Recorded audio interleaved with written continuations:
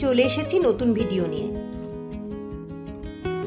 আজ এমন একটা জায়গার সন্ধান দেব যেখানে গেলে একই সঙ্গে পাহাড়, নদী, জঙ্গল আর চা বাগানের সৌন্দর্য উপভোগ করতে পারবেন।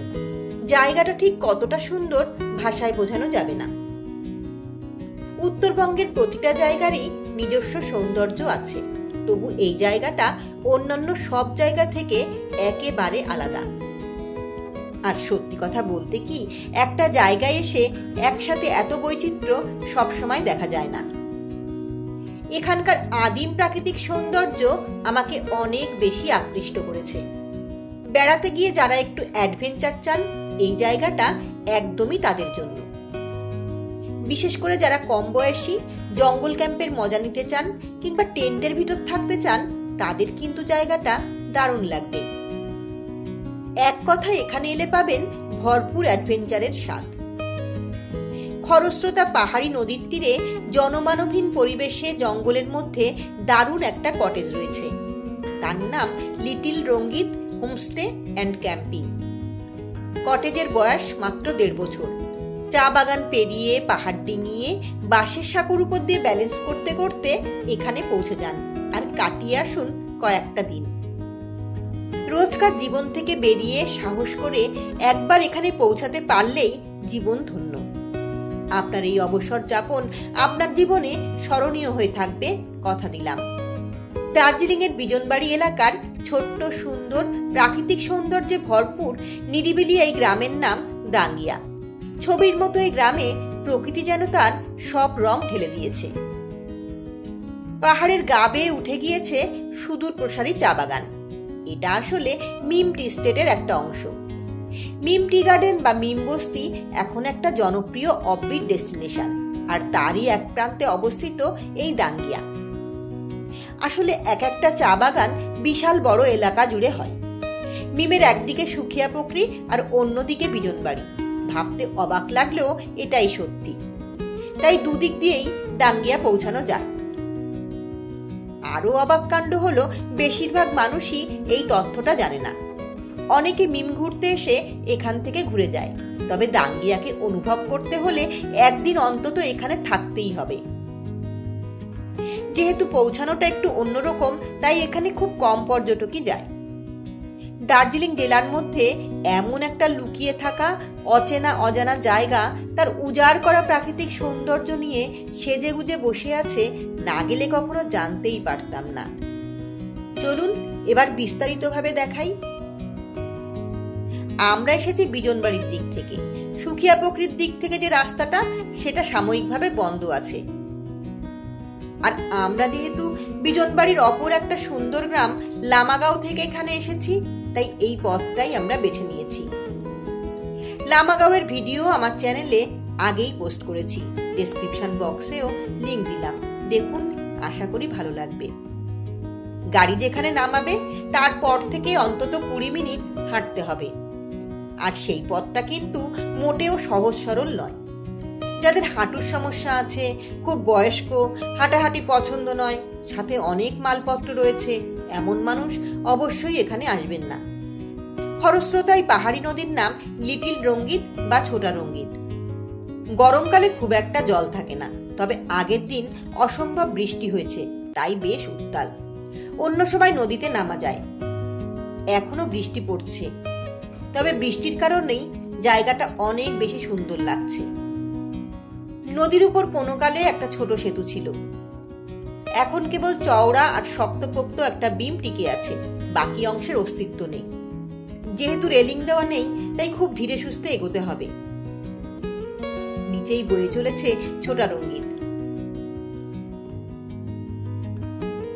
এবার আমরা এসে পড়েছি মিম টি গার্ডেন। পথটা উঁচু নিচু, তবে ভীষণ সুন্দর। একদিকে পাহাড় আর অন্যদিকে দুরন্ত নদী। এবার চা বাগানের মধ্যে দিয়ে হাঁটতে হবে। এই কুকুরটাও আমাদের সঙ্গী হয়েছে। দূরের ওই জঙ্গলের মধ্যে একটা কাঠের দোতলা বাড়ি দেখা যাচ্ছে, ওটাই little Rangit homestay and camping. অসাধারণ লোকেশন, যার কোনো তুলনা চলে না। এবার এই বাঁশের সাঁকো পেরোতে হবে। এটা কিন্তু বেশ চ্যালেঞ্জিং একটা ব্যাপার। যেহেতু বৃষ্টি হচ্ছে, তাই সাঁকো পিচ্ছিল হয়ে গেছে। এই হোমস্টের মালিক বীরেন রায়। খুব বেশি বয়স নয়, হাসি খুশি আর আলাপি। শুরুতেই এটা ডাইনিং। এখানকার প্রাকৃতিক সৌন্দর্যকে বজায় রেখে উনি তার হোমস্টেটা সাজিয়ে তুলতে চেয়েছেন, তাই সাজসজ্জার ক্ষেত্রে কৃত্রিম জিনিসের ব্যবহার খুব কম। ঘর বাড়িতে চড়া রঙের বাহুল্য নেই, সাদামাটা কিন্তু আকর্ষণীয়।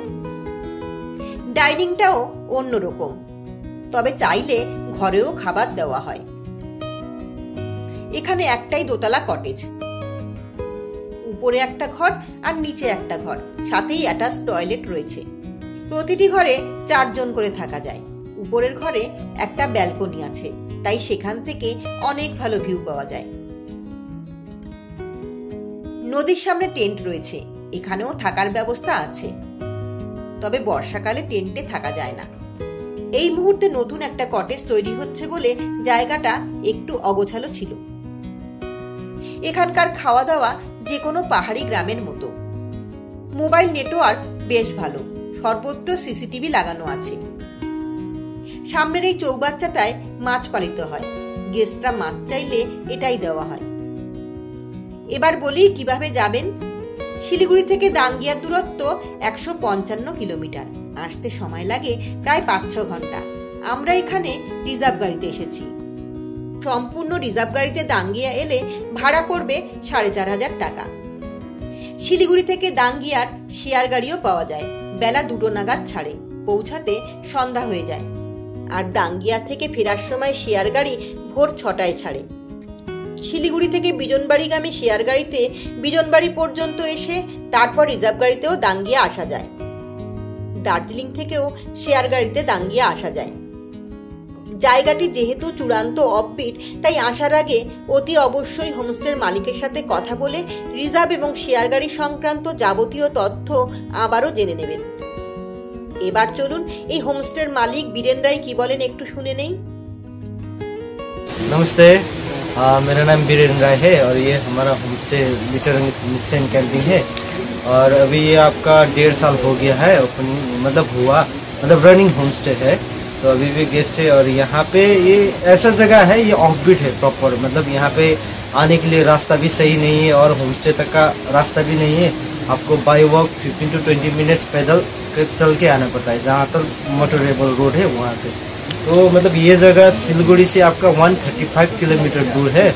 आपको शेयरिंग भी हो जाएगा, रिजर्व में भी हो जाएगा, लेकिन शेयरिंग का एक ही फंडा है, वो आपका सुबह में यहाँ से निकलता है और शाम को ही यहाँ पे रिटर्न हो पाएगा। तो पकड़ लीजिए, सुबह में आपको शेयरिंग कैब लगेगा यहाँ से सिलगुड़ी के लिए, तो 6 बजे एग्जैक्ट निकलना पड़ेगा। और आपका वो सिलगुड़ी से 2 बजे के बाद निकलता है। यहाँ पे पहुँचते पहुँचते 6-7 नॉर्मली बज जाएगा, तो उससे आपका रिजर्व करना ही बेहतर रहेगा। तो यहाँ पे आने के लिए तो रिजर्व का आपका छोटा गाड़ी का 4500 पड़ेगा, बड़ा गाड़ी का आपका 5055 से 6000 तक हो जाएगा, ठीक है। और ये जगह ऐसा है, यहाँ पे आप आकर बस नेचर को एंजॉय करना है, ठीक है। यहाँ से आपको कहीं पे साइट सीइंग करेंगे तो बहुत महंगा पड़ जाएगा, क्योंकि गाड़ी लेना पड़ेगा, गाड़ी का चार्ज बहुत ज़्यादा है यहाँ पे। तो आप यहाँ पे आएंगे तो यहीं का आसपास लोकल साइट सीइंग करके पैदल, वो भी तो पैदल घूर के और रिवर का एंजॉय करके आप लोग दिन काट सकते हैं। मतलब यहाँ पे आप लोग मैक्सिमम 3 डेज बोल सकता हूँ, उससे ज़्यादा आप लोग बोर हो जाएंगे। 3 डेज मैक्सिमम आप लोगों को यहाँ पे एंजॉय हो जाएगा। तो आपका अभी का रेट यहाँ का फर्स्ट फ्लोर का 1500 पर हेड है, इंक्लूडेड ऑल मील्स, और ग्राउंड फ्लोर का 1400 है। ग्राउंड फ्लोर में बालकनी नहीं है, इसलिए उसका 1400 है। फर्स्ट फ्लोर में बालकनी है, इसका 1500 है। और हम लोगों के पास टेंट भी है, टेंट का आपका अभी के लिए 1100 पर हेड, इंक्लूडेड ऑल मील्स है।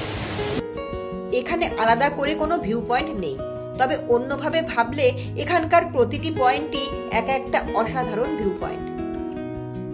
চায়ের কাপ হাতে নিয়ে 2 চোখ ভরে শুধু প্রাকৃতিক সৌন্দর্য দেখুন, নদীর পাড়ে সময় কাটান।